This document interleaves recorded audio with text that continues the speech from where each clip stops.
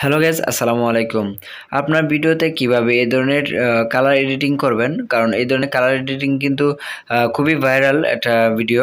So বন্ধুরা, এই ধরনের কালার এডিটিং কিভাবে করবেন অ্যালাইট মোশন অ্যাপ্লিকেশনটার মাধ্যমে। আপনারা অ্যালাইট অ্যাপ্লিকেশনটা প্লে স্টোর থেকে ডাউনলোড করে নেবেন, আর কিভাবে করবেন সেটাই কিন্তু আজকে ভিডিওতে আমি আপনাদেরকে এখন দেখাবো। সো বন্ধুরা, ধৈর্য সহকারে একটু ভিডিওটা দেখেন। আর আপনারা যে ভিডিওটা দেখতেছেন সেই ভিডিওটার প্রথমেই ডিসক্রিপশন বক্সে ক্লিক করে দিবেন, তাহলে দেখবেন এখানে একটা লিঙ্ক দেওয়া আছে।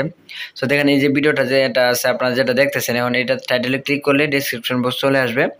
আসার পরে এখান থেকে আপনারা সিম্পলি আপনি কি করবেন, এখানে দেখবেন যে এখানে ডেসক্রিপশন বক্সে একটা লিঙ্ক দেওয়া আছে, সেখান থেকে XML ফাইলটা যেটা আছে সেটা অবশ্যই ডাউনলোড করে নেবেন।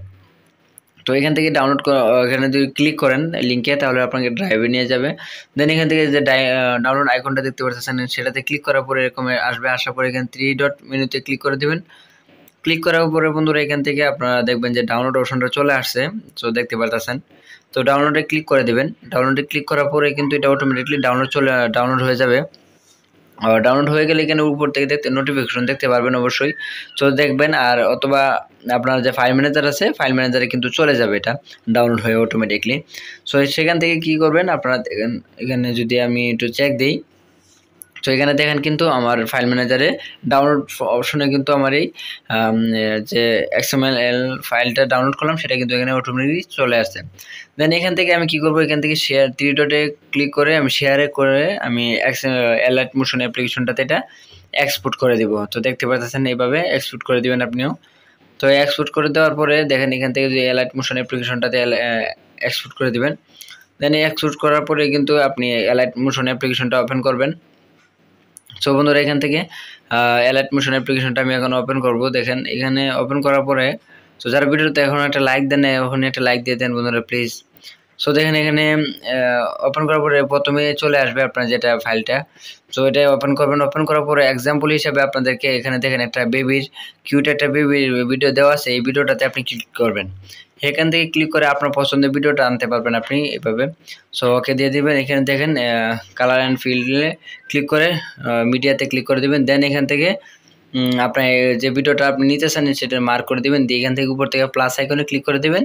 প্লাস আইকনে ক্লিক করার পরে বন্ধুরা আপনার ভিডিওটা চলে যাবে এখানে। সো দেখেন এখানে কিন্তু প্লাস আইকনে ক্লিক করার পরে হয়ে গেছে।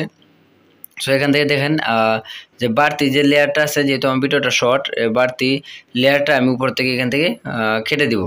সো এখানে দেখেন এখানে সমান করে এখানে ধরে এখান থেকে যদি আমি এটা চাপ দিই, চাপ দেওয়ার পরে এখানে দেখেন প্লাসের মতো।